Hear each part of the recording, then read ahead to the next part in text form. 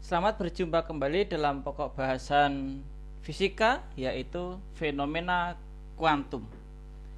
Pada pokok bahasan tentang fenomena kuantum, kita akan belajar bagaimana peristiwa-peristiwa atomik mempengaruhi energi-energi yang ada dalam struktur kuantumnya. Fenomena kuantum ini dalam perkembangannya saat ini sebagian besar pemanfaatannya adalah dalam bidang elektronika, yaitu bagaimana sumber daya energi yang tersedia dapat dipergunakan seminimal mungkin dalam operasi bidang elektronika untuk mendapatkan kemampuan elektronika itu seoptimal mungkin. Maka mari kita ikuti penjelasan dari pokok bahasan fenomena kuantum.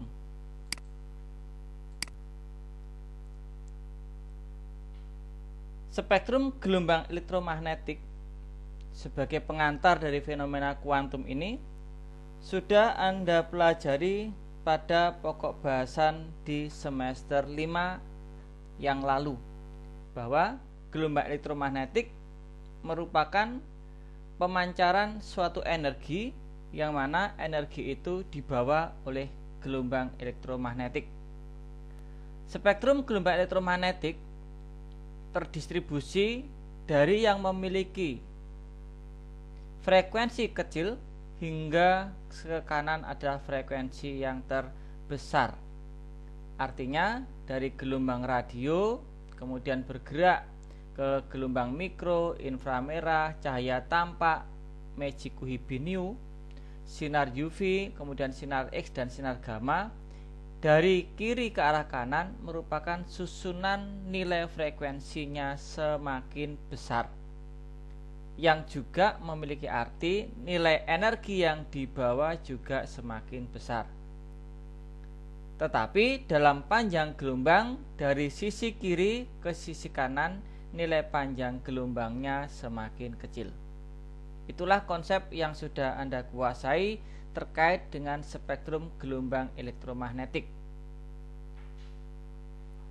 Dari data di atas, Anda dapat mengamati bahwa sebagian besar gelombang elektromagnetik merupakan cahaya yang tidak tampak. Jadi cahaya tampak itu hanya cahaya yang ada pada bagian yang warna putih ini. Nah, ini ada cahaya tampak yang dimana susunan cahaya tampak itu adalah magicu Hibiniu. Dari sisi kiri ini adalah warna merah, yang sebelah kanan adalah warna ungu. Sehingga secara energi warna merah adalah warna energi yang kecil, warna ungu adalah warna energi yang besar. Untuk mempelajari fenomena kuantum ini, maka pertama kali kita akan mempelajari konsep benda hitam. Pada dasarnya, benda itu dapat dilihat warnanya saat benda itu memantulkan warna cahaya sesuai warna bendanya. Jadi kalau Anda itu bisa melihat misalnya pulpen berwarna merah, karena pulpen itu mendapatkan cahaya dari sumber cahaya, misal matahari, kemudian sinar matahari itu dari pulpen dipantulkan ke mata Anda, yang dipantulkan warna merah, maka Anda dapat melihat warna merah. Jika yang dipantulkan oleh suatu benda itu adalah cahaya yang berwarna hijau, maka Anda melihat benda itu sebagai warna hijau. Bagaimana dengan yang dimaksud dengan benda hitam? Benda hitam dinyatakan oleh Gustav Robert Kirchhoff itu sebagai benda yang mampu menyerap dan memancarkan gelombang elektromagnetik. Jadi kemampuan benda yang mampu menyerap dan memancarkan gelombang elektromagnetik dengan sangat baik. Itulah konsep dari benda hitam. Secara teori, konsep dari benda hitam ini dinyatakan sebagai setiap cahaya yang masuk akan mengalami pemantulan berulang kali dan tidak ada cahaya yang dikeluarkan. Jadi kalau kita misalnya punya ruang, maka ruang itu ketika diberikan sinar cahaya, maka tidak ada sinar cahaya yang dipantulkan keluar kembali. Sehingga karena tidak ada cahaya yang dipantulkan kembali, maka tidak ada cahaya yang masuk ke mata kita. Kita melihat benda itu akan, atau ruangan itu akan berwarna hitam. Nah, bagaimana jika kita memiliki benda warna hitam itu, kemudian kita ingin melihatnya memiliki warna? Maka benda hitam itu dapat memiliki warna ketika benda itu memiliki suhu yang cukup tinggi. Misalnya, kita memiliki besi. Nah, besi itu pada awalnya berwarna gelap. Nah, besi yang berwarna gelap itu kemudian jika kita panaskan, maka benda itu akan tampak seperti ini. Nah, maka pada sisi lain besi yang ini tidak memiliki warna atau gelap. Tapi ketika besi itu kita panaskan, maka nanti besi itu bisa memiliki warna. Bisa warnanya merah atau orange, jingga, atau bahkan warnanya kuning. Nah, dengan adanya pemanasan ini, maka besi yang tadinya memiliki warna hitam, kalau pada percobaan di laboratorium biasanya kita menggunakan karbon. Karbon itu kan berwarna hitam.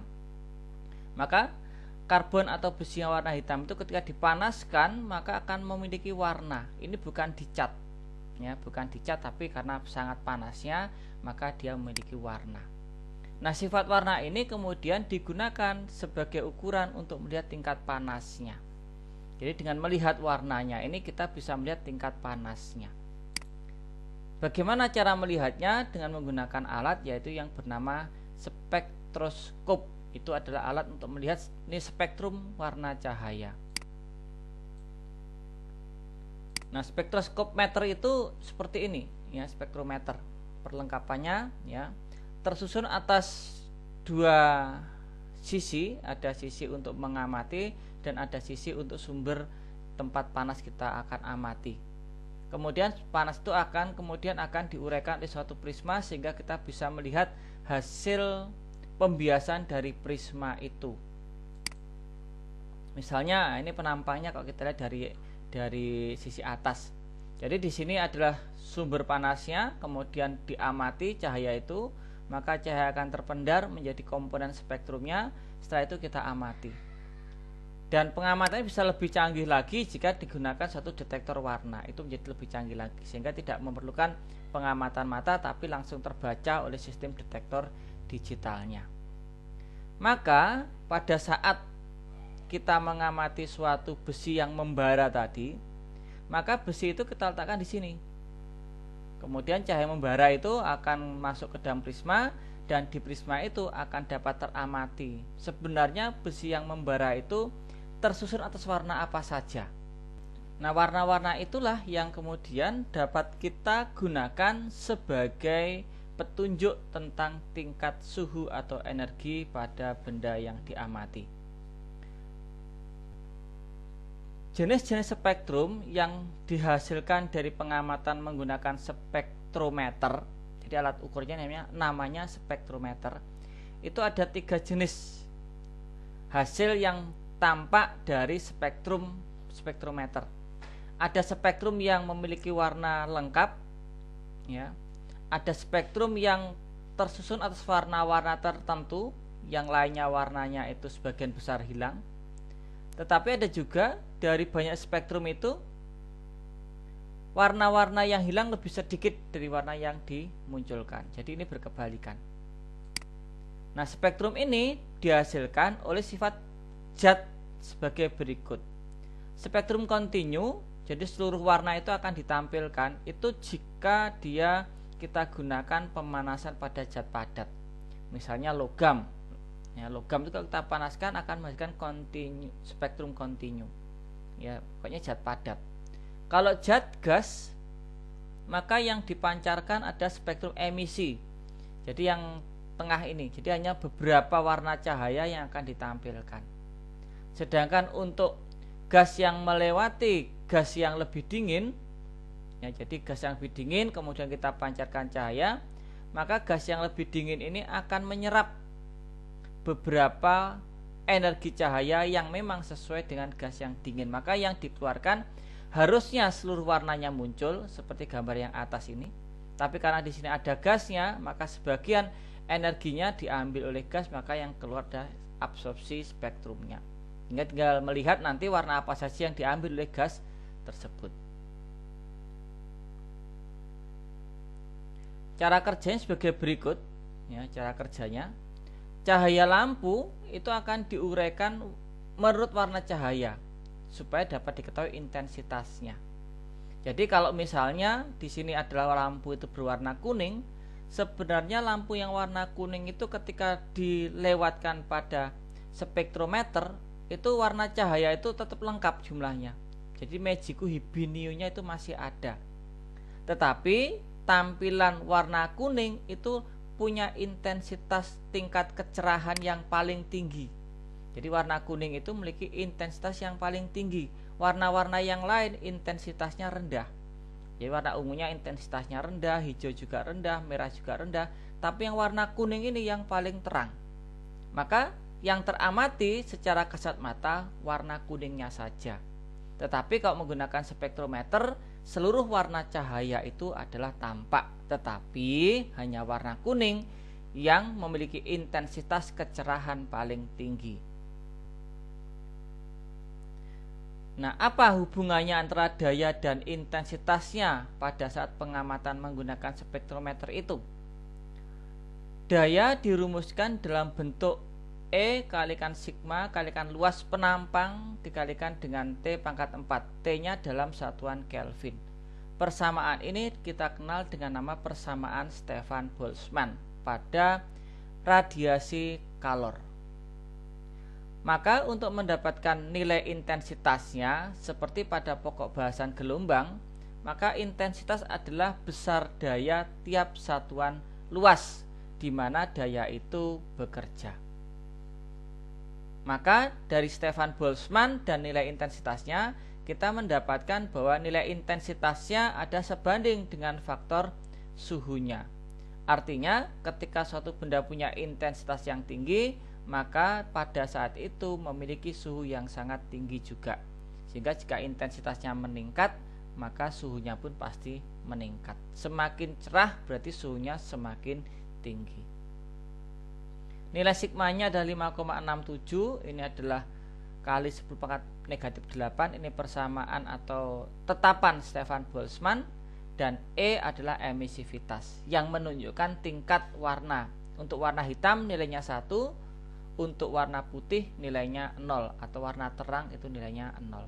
Di antara warna-warna hitam dan putih, maka nilainya ya di antara 1 dan 0 tentu saja. Kalau ditampilkan dalam grafik atau kurva, maka besar daya itu nanti dapat kita hitung bahwa besarnya daya merupakan luas daerah yang berada di bawah suatu kurva. Jadi hubungannya antara I, P, dan A ini kita bisa melihat bahwa nilai dari P-nya adalah I dikalikan A. Berarti nanti kita bisa melihat bagaimana nilai dari kurvanya itu. Sebagai contoh soal, ini rumus untuk menggunakan persamaan Stefan Boltzmann. Yang perlu diingat bahwa rumus Stefan Boltzmann suhunya harus dalam satuan Kelvin. Kalau kita mendapatkan satuannya Celcius, wajib dikonversi ke satuan Kelvin. Ini membandingkan, maka kita tinggal lakukan substitusi saja. Besaran yang nilainya sama kita sederhanakan, suhunya yang dari Celcius kita ubah ke Kelvin. Kita pangkatkan 4 dan pangkatkan 4. 81 per 625 untuk daya masing-masing itu. Sedangkan contoh soal yang kedua, ini juga tetap masih menggunakan konsep Stefan Boltzmann, ya, tapi berkaitan dengan daya dan intensitas. Maka nilai dayanya yang terpakai hanya 60 watt, meskipun yang diambil dari listrik 100, karena yang menjadi daya penyinaran hanya 60% dari 100 watt, maka P-nya 60 watt. Luasnya karena berbentuk kubus, berarti luas kubus itu memiliki 6 sisi, maka 4 kali 4 dikalikan 6 sisi, maka luasnya adalah 96 meter persegi. Dengan demikian Anda bisa menghitung bagaimana nilai intensitasnya. Ini tinggal dihitung, ya, 60 per 96, 0,625 watt per meter persegi. Nah, bagaimana spektrum dari benda hitam ketika teranalisis melalui alat spektrometer? Nah, maka kita lihat di sini ya. Untuk benda yang suhunya 5000 Kelvin, maka memiliki bentuk tampilan yang paling dominan adalah warna merah. Intensitas yang paling cerah, selebihnya intensitasnya kecil. Maka suhu 5000 Kelvin kecenderungannya benda akan tampak berwarna merah. Sedangkan untuk suhu 6000 Kelvin, warna sudah bergeser ya. Tingkatnya sudah mendekati warna kebiru-biruan. Jadi ini sudah mendekati untuk warna nyala dari kompor gas menggunakan LPG, itu suhunya sekitar 6000 Kelvin. Jika kemudian suhu dinaikkan lagi, maka intensitas tertingginya itu berada warnanya sudah menjadi warna keungu-unguan. Sehingga pada suhu 7000 Kelvin itu warna ungu cenderung dominan, yang lainnya intensitasnya rendah.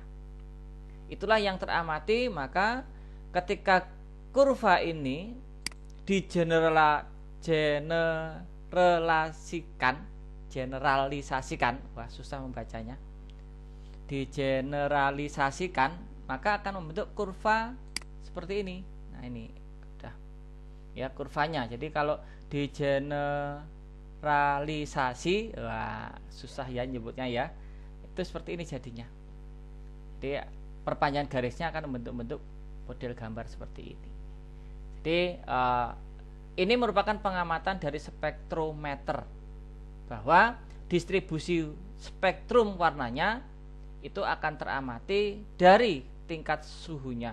Semakin tinggi suhunya, maka intensitas warna yang teramati akan berubah. Ya, intensitas warna yang teramati akan berubah.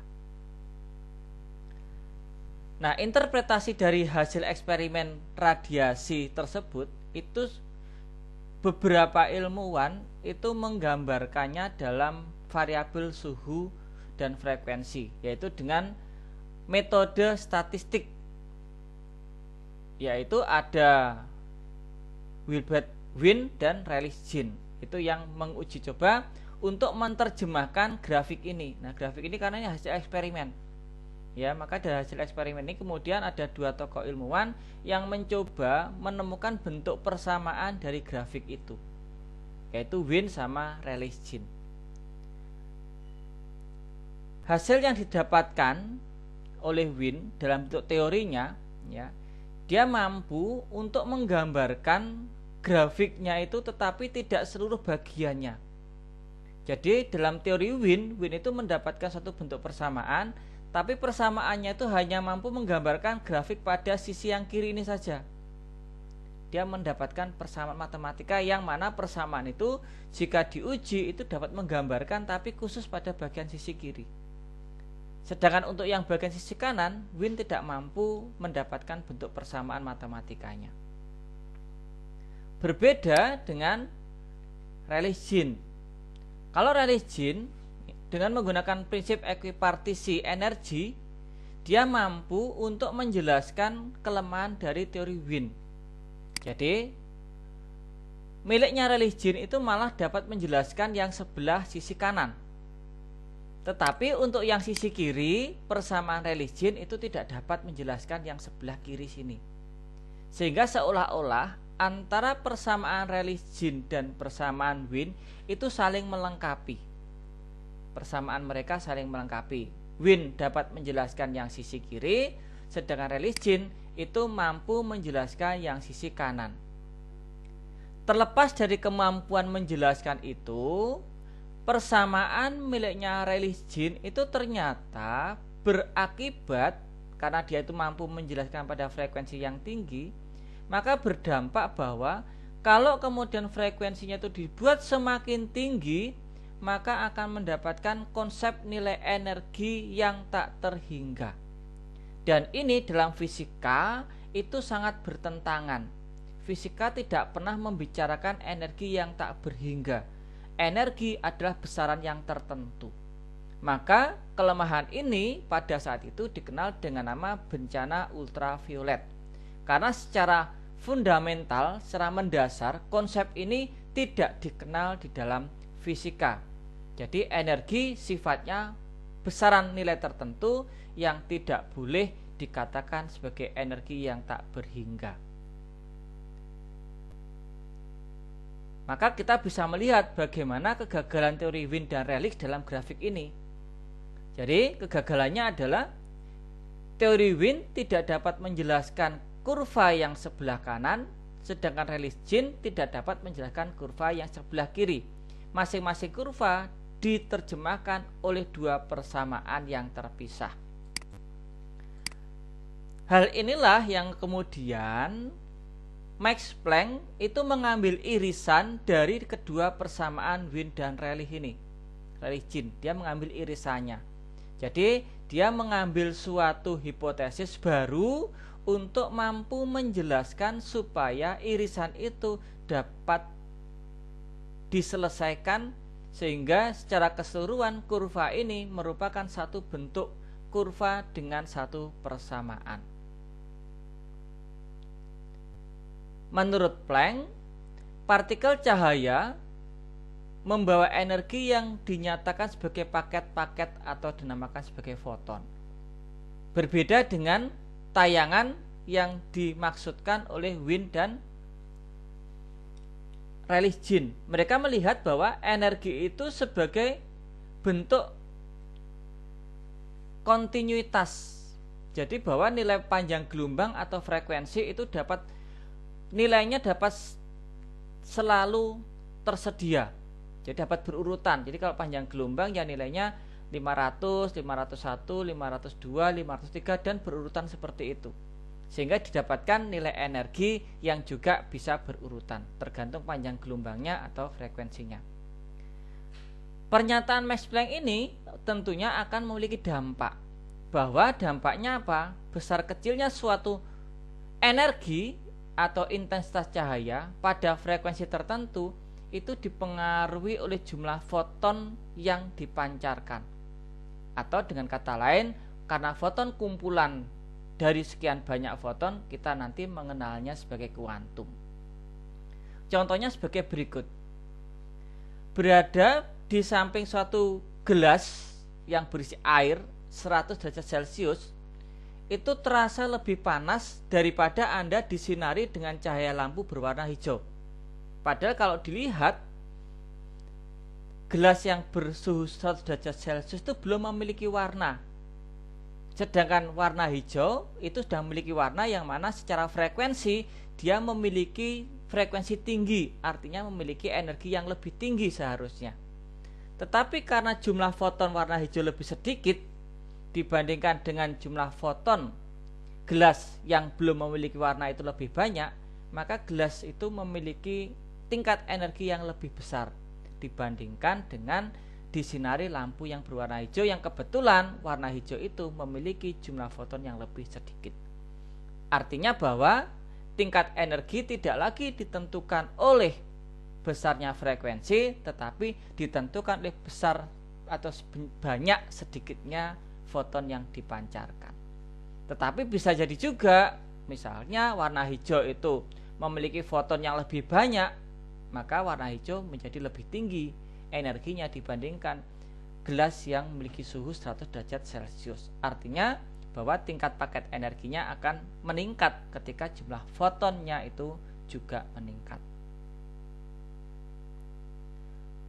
Hipotesis Max Planck inilah yang kemudian menjadi dasar utama bahwa cahaya itu bersifat sebagai partikel.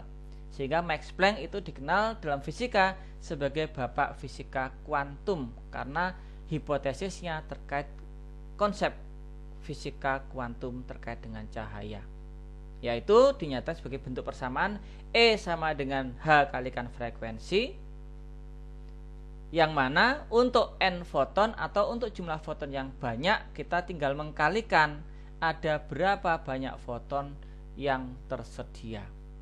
Maka untuk nilai frekuensi tertentu bisa jadi memiliki berbagai macam banyak energi. Kenapa? Karena mungkin jumlah fotonnya yang berbeda. Nah, hal inilah yang kemudian menunjukkan pada suhu-suhu tertentu suatu frekuensi yang sama bisa memiliki beberapa banyak nilai energi. Misalnya di sini panjang gelombangnya tertentu, maka dia memiliki berbagai macam bentuk energi. Kenapa? Karena mungkin pada saat ini dia memiliki jumlah foton yang sedikit. Di atasnya fotonnya makin banyak dan semakin ke atas semakin banyak. Kenapa fotonnya makin banyak? Karena suhunya semakin tinggi. Atau kalau kita lihat pada warna kuning, ada warna kuning dengan tingkat energi yang di bawah sendiri di sini. Ada pada tingkat energi yang kedua, tingkat energi ketiga, tingkat energi keempat. Ini semuanya warna kuning, frekuensinya tetap, tetapi memiliki berbagai macam tingkat energi. Maka panjang gelombangnya dengan warna yang sejenis dapat menghasilkan perbedaan besar energi. Nah ini ada energi ke-1, kedua, ketiga, keempat untuk yang warna kuning. Tingkat intensitasnya ditentukan oleh manakah foton yang punya frekuensi paling dominan. Artinya di sini warna merah itu fotonnya lebih banyak sehingga menyimpan energi lebih tinggi sehingga dia dominan, bendanya berwarna merah. Maka penggambaran energinya sekarang menggunakan tangga-tangga energi. Nah, seperti garis-garis ini. Maka pada kondisi tertentu tingkat energinya adalah muncul pada tempat-tempat tertentu. Kenapa? Karena tergantung oleh banyaknya foton pada frekuensi tersebut.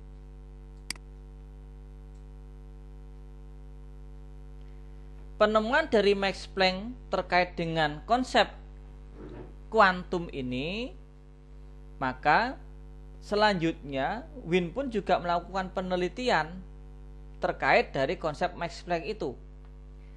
Penelitian dari Wien dinyatakan dalam bentuk hukumnya, bahwa Wien menyatakan hukumnya terkait dengan pernyataan dari Max Planck pada tingkat intensitas maksimum, puncak-puncak dari grafik suhu itu, perkalian dari lambda dikalikan dengan suhunya.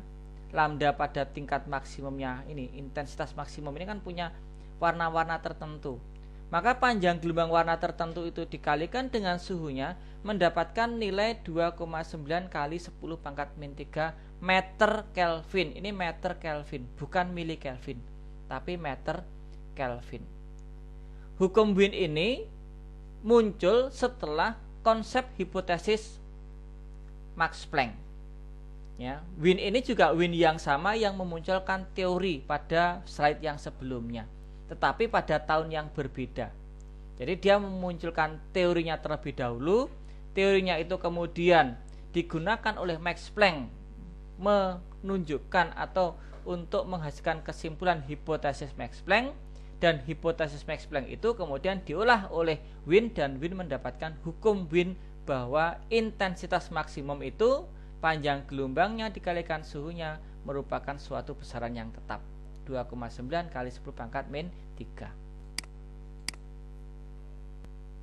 Maka nanti mendapatkan ini grafiknya dari hukum Wien-nya. Ya, jadi pada puncak-puncak tertentu maka kalau Anda amati terjadi pergeseran. Mula-mula ada di sebelah kanan, bergeser ke kiri lagi, semakin ke kiri. Pergeseran semakin ke kiri menunjukkan panjang gelombangnya semakin kecil. Panjang gelombang semakin kecil menunjukkan frekuensi semakin besar. Frekuensi semakin besar menunjukkan energi semakin besar. Konsep dari gelombang elektromagnetik. Panjang gelombang yang kecil, frekuensinya besar. Frekuensi yang besar memiliki energi yang bernilai besar juga. Bagaimana sekarang kita menerapkan konsep dari Max Planck terkait dengan konsep fisika kuantumnya? Misalnya ada benda A memancarkan 4 foton, setiap foton membawa panjang gelombang 500 nanometer. Kemudian ada benda B memiliki 20 foton, dan energi yang dipancarkan itu setara dengan benda A. Nah, berapa panjang gelombang yang dipancarkan oleh 20 foton itu masing-masing? Karena besar energinya sama, maka kita bisa menuliskan bahwa energi 1 sama dengan energi 2 atau energi A sama dengan energi B. Menggunakan konsepnya dari Max Planck, maka N1H kalikan F1 sama dengan N2H kalikan F2. pada gelombang elektromagnetik nilai frekuensi itu setara dengan nilai kecepatan cahaya dibagi dengan panjang gelombang. Jadi nilai frekuensi itu bisa kita gantikan dengan C per lambda. Beberapa besaran dapat kita eliminasi, maka kita mendapatkan nilai lambda 2-nya adalah 2500 nanometer. Silakan Anda perhatikan besaran mana saja yang dapat dieliminasi dari sistem persamaan ini.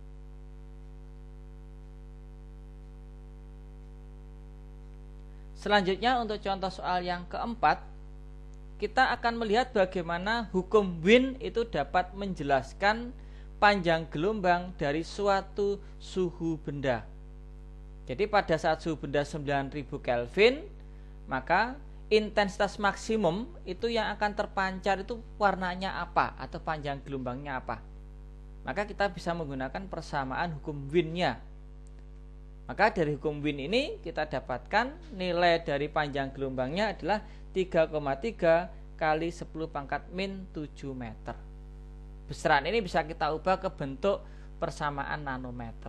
Kalau nanometer maka sekitar 3300 nanometer. Tinggal kita kalikan dengan 10 pangkat min 9. Ya, min 9 berarti dikalikan dengan tambahin 0 2 kali. Oh, berarti hasilnya 330 bukan 3000, tapi nilainya 330 nanometer. Nah, bagaimana radiasi benda hitam itu dimanfaatkan dalam kehidupan sehari-hari atau efeknya bagi kehidupan sehari-hari? Radiasi benda hitam itu yang paling gampang adalah tentang peristiwa efek rumah kaca. Itu ada peristiwa radiasi benda hitam. Jadi ketika bumi itu dalam kondisi terlalu banyak polusi, maka sifat polusi akan menyerap panas matahari. Semakin banyak polusi, semakin banyak karbon, maka karbon akan bersifat menyerap panas dari matahari, yang mana panas matahari itu akan terperangkap di dalam bumi sehingga bumi akan menjadi semakin panas. Itu sama seperti ketika kita itu masuk ke dalam sebuah mobil yang sedang dijemur. Ketika kita berada di luar mobil itu tidak begitu terasa panas, tapi setelah masuk ke dalam mobil maka kita akan merasa sangat panas. Nah, itulah yang dapat menjelaskan secara sederhana konsep dari efek rumah kaca. Kemudian yang kedua adalah termos. Nah, nanti silakan dilihat di internet bagaimana termos penyimpan panas itu. Ternyata di bagian dalam termos itu dilapisi warna perak. Warna perak itu sifatnya memantulkan cahaya. Apakah di dalam termos itu ada cahaya? Ada. Kenapa? Karena termos itu memiliki suhu, tetapi cahayanya tidak tampak. Ya, cahaya tidak tampak itulah yang dipantulkan oleh termos supaya cahaya tidak ada yang keluar dari termos. Sehingga dipantulkan maka akan menyimpan panas itu di dalam termos. Dan yang ketiga, pemilihan warna pakaian. Ya, warna pakaian yang cenderung gelap kalau kita pakai relatif akan terasa lebih cepat untuk panas atau berkeringat, karena memang warna gelap akan menyerap panas matahari atau sinar. Peristiwa berikutnya terkait efek atau fisika kuantum selain radiasi benda hitam adalah efek fotolistrik. Apakah efek fotolistrik itu? Yaitu peristiwanya terlepasnya elektron dari permukaan logam saat disinari cahaya atau foton dengan frekuensi tertentu. Jadi elektron pada satu logam itu dapat terlepas bukan karena ditarik oleh muatan lain, tetapi dapat terlepas ketika dia disinari oleh cahaya. Nah, ini peristiwanya. Jadi ini ada permukaan logam, ada elektronnya.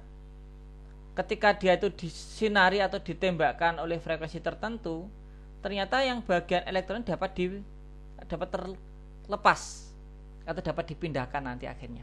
Nah, elektron yang dapat dipindahkan ini kemudian dapat kita simpan. Kemudian karena sifatnya elektron maka bisa kita gunakan sebagai baterai nanti pada dasarnya. Ya, terapannya nanti akan ke sana. Jadi, tetapi bagaimana menentukan foton yang diperlukan supaya elektron mau terlepas dari permukaan logam? Maka peristiwanya adalah, kalau Anda amati di sini adalah ada foton, kemudian mengenai elektron, maka elektron itu akan terlempar dari lintasannya. Ini menggunakan modelnya atom Bohr ya. Untuk menjelaskannya menggunakan model atom miliknya Bohr. Nah, dari pengamatan besar energi kinetik elektron dibandingkan dengan energi dari foton, itu energi cahaya itu lebih besar dibandingkan energi elektronnya. Artinya ada sebagian cahaya ini yang energinya itu hilang atau berkurang. Nah, siapa yang menguranginya? Yang menguranginya adalah dari peristiwa untuk mengeluarkan elektron dari permukaan logam itu. Sehingga secara matematik kita bisa menuliskan bahwa besar energi dari cahaya foton yang datang itu akan digunakan untuk melepaskan elektron dari permukaan logam dan digunakan logam untuk bergerak dengan energi kinetik EK. Jadi energi fotonnya itu pertama kalinya akan dipakai untuk melepaskan diri oleh elektron. Kalau elektronnya sudah terlepas, jika masih ada sisa, maka elektronnya dapat bergerak dengan kecepatan tertentu tergantung dari sisa energi yang ada. Sehingga dalam persamaan ini nilai energi sebagai E sama dengan HF ya. Kita hanya menggunakan, kita anggap bahwa banyaknya foton itu sama dengan 1. Jadi 1 partikel yang kita anggap. Jadi kalau kita lihat pada gambar tayangan sebelumnya, pada tayangan ini kita anggap foton yang ada di sini itu hanya ada 1 foton saja yang kita tembakkan. Ya, 1 foton saja yang kita tembakkan. 1 foton itu kemudian akan dapat digunakan untuk melepaskan elektron. Nah, berapa elektron yang dilepaskan? Ya, tergantung sisa energi yang tersedia.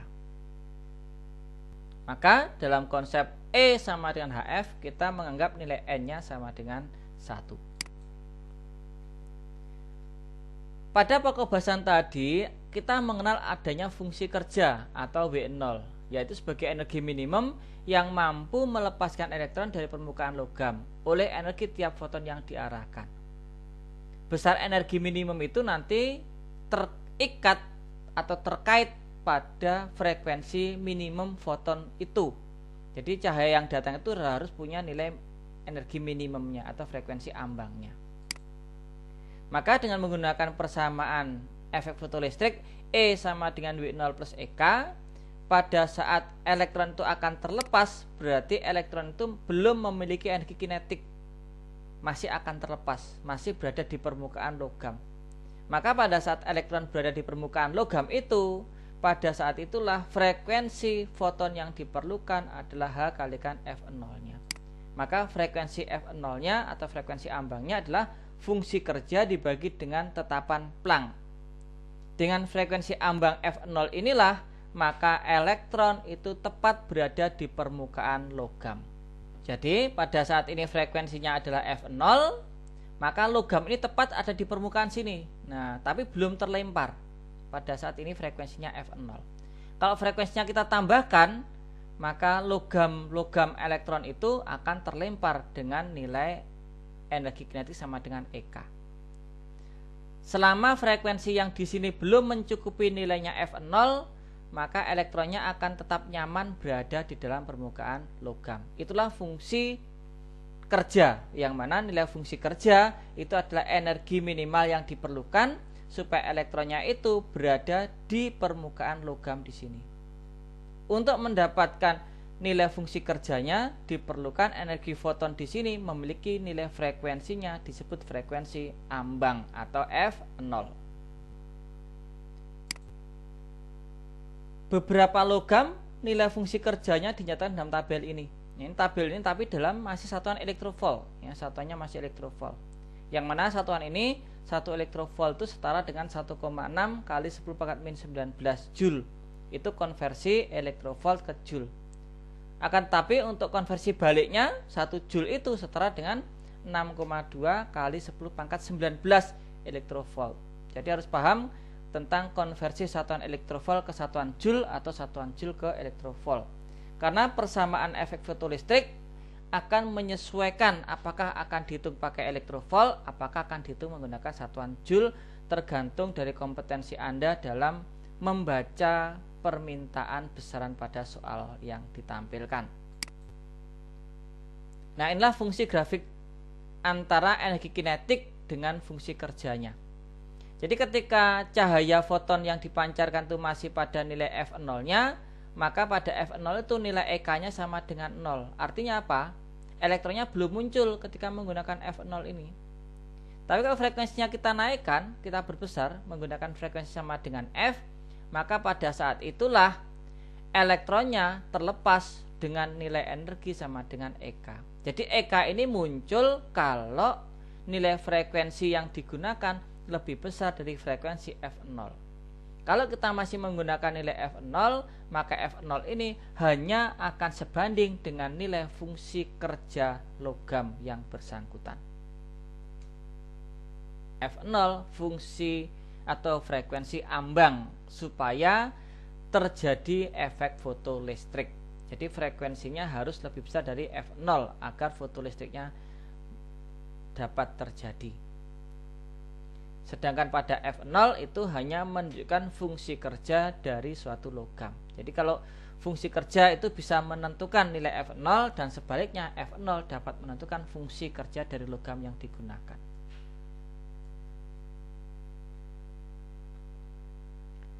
Sebagai contoh, hitunglah besar frekuensi ambang foton untuk logam kalium yang fungsi kerjanya 2,2 elektrovolt supaya terjadi peristiwa efek fotolistrik. Jadi Anda diminta berapa frekuensi ambangnya atau F0-nya. Dalam hal ini kita memiliki fungsi kerja dalam satuan 2,2 elektrovolt.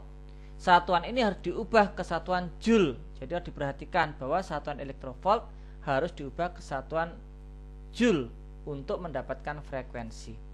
Karena nilai frekuensi itu adalah satuannya dalam satuan SI. Elektrovolt bukan satuan SI. Sehingga kita ubah menjadi satuan SI, W-nya dalam satuan joule, tetapan pelangnya 6,6 kali 10 pangkat negatif 34. Kita dapatkan bahwa frekuensi ambang untuk terjadinya efek fotolistrik kalau kita menggunakan kalium diperlukan frekuensi ambang 3,52 kali 10 pangkat 15. Kalau frekuensinya kurang dari nilai 3,52 kali 10 pangkat 15, maka efek fotolistrik tidak akan terjadi.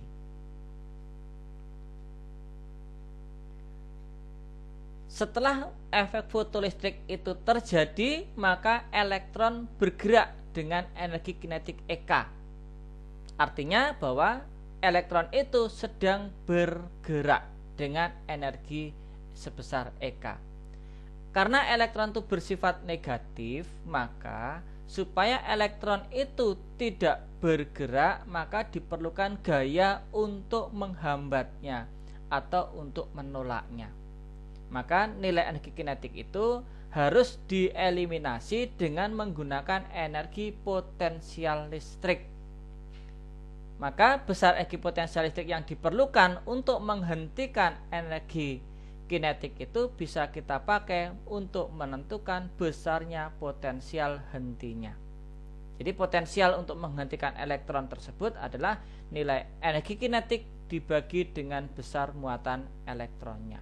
Jadi nilai V0-nya adalah potensial henti untuk setiap elektron yang memiliki energi kinetik sebesar EK.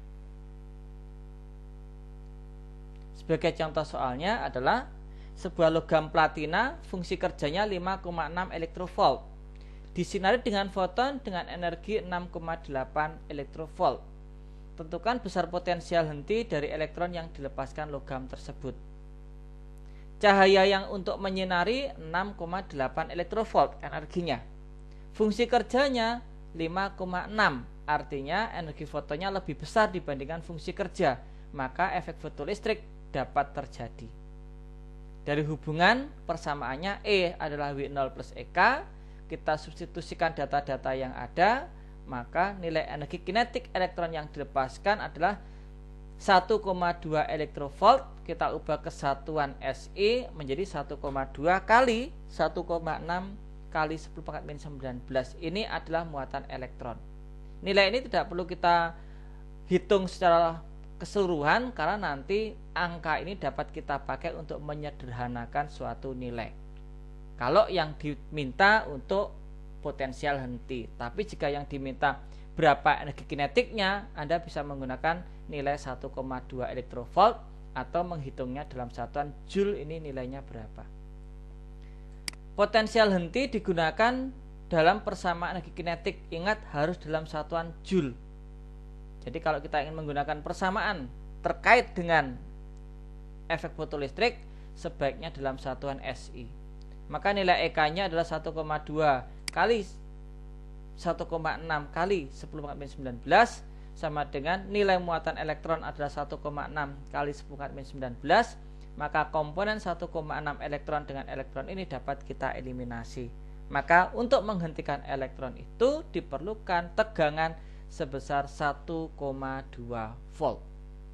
Jadi ketika logam platina itu dipancarkan dengan sinar 6,8, maka elektronnya yang terlepas itu dapat kita hentikan dengan tegangan 1,2 volt. Artinya tegangan inilah yang dapat kita simpan dari elektron itu, sehingga nanti elektron yang tersimpan dapat kita gunakan sebagai sumber energi listrik yang baru.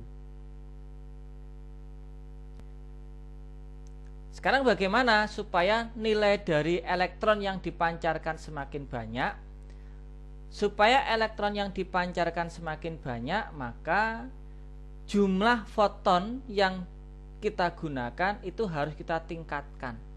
Jadi warna cahayanya harus kita buat semakin terang, bukan dengan cara mengganti frekuensinya menjadi lebih rendah. Kenapa? Karena pada efek fotolistrik, melalui gambar sebagai berikut, bahwa fotolistrik itu terjadi kalau nilai frekuensi ambangnya ditentukan.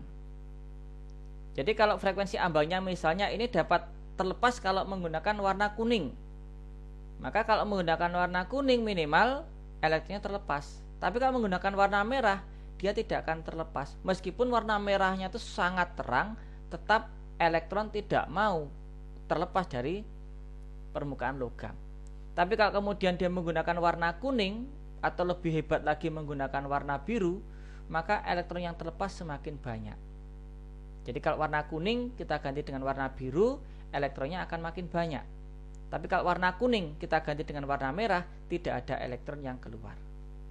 Kalau warna kuningnya ini kita buat semakin terang lagi, maka elektron yang keluar juga akan semakin banyak. Jadi dampak dari peningkatan intensitas itu menyebabkan jumlah elektron yang dilepaskan semakin banyak juga. Karena elektronnya makin banyak, maka arusnya akan semakin besar. Perubahan intensitas cahaya pada saat terjadi efek fotolistrik mengakibatkan perubahan foton cahaya dan perubahan jumlah elektron.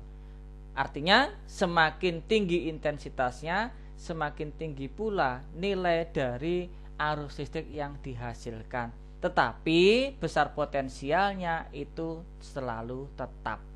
Jadi tidak kemudian potensialnya semakin tinggi, ya. Hanya jumlah kuat arus atau jumlah elektron yang tersimpan semakin banyak. Oleh sebab itu, ya kan, pada sel surya itu kalau pada siang hari yang sangat panas, itu jumlah elektron yang dapat disimpan di mesin baterai itu akan semakin besar elektronnya. Ya, elektron semakin besar. Tapi secara tegangan sel baterai itu tetap sama sel surya itu. Ya, tegangannya ya kisarannya mungkin ada yang 2,2 volt dan seterusnya. Tapi dalam hal mensuplai elektron, kalau semakin cahaya semakin banyak, semakin terang, suplai elektronnya akan semakin banyak yang dapat dihasilkan oleh sel surya. Jadi pemanfaatannya juga pada fotokopi, juga pada sensor cahaya, ya. Bagaimana cara kerjanya? Ini secara prinsip menggunakan konsep efek fotolistrik. Berikutnya terkait fisika kuantum, peristiwanya adalah tentang efek Compton. Efek Compton ini adalah peristiwa bagaimana sinar X, ya, itu digunakan untuk menembak suatu partikel, sehingga sinar X ini dapat terpantul atau dapat dihamburkan untuk diukur panjang gelombangnya. Ini yang terjadi. Jadi ada sinar X, sinar datang ditembakkan pada suatu materi, ternyata sinar X nanti akan terhambur dan ada elektron yang terpancar. Tujuannya apa? Untuk melihat berapa energi kinetik dari elektron ini, yaitu menggunakan konsep bahwa energi sinar yang datang itu merupakan penjumlahan dari energi yang terhambur dengan energi kinetik elektron itu. Maka dampaknya, karena energi sinar datangnya besar, maka jarak antar gelombangnya pendek. Ini jaraknya pendek. Setelah mengalami tabrakan, maka nilai panjang gelombangnya makin besar. Artinya apa? Terjadi pengurangan energi. Karena energi sinar X yang ada di sebelah kanan yang panjang gelombangnya besar, panjang gelombang yang besar menunjukkan nilai frekuensi semakin kecil atau energinya pun juga semakin kecil. Maka untuk mendapatkan nilai dari energi kinetiknya, ya kita tinggal mengurangkan saja bahwa nilai EK itu sama dengan EHF-nya dari sinar datang dikurangi EHF aksennya sinar terhambur.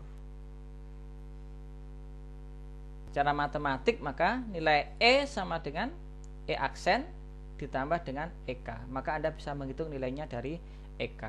Menghitung nilai E-nya gunakan persamaan miliknya Max Planck. Baik menggunakan H kalikan F atau menggunakan HC per lambda.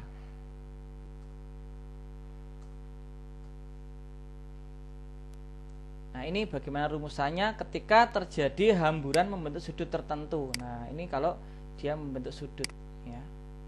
Kalau dia membentuk sudut, maka nilai sudutnya akan mempengaruhi nilai alfanya itu.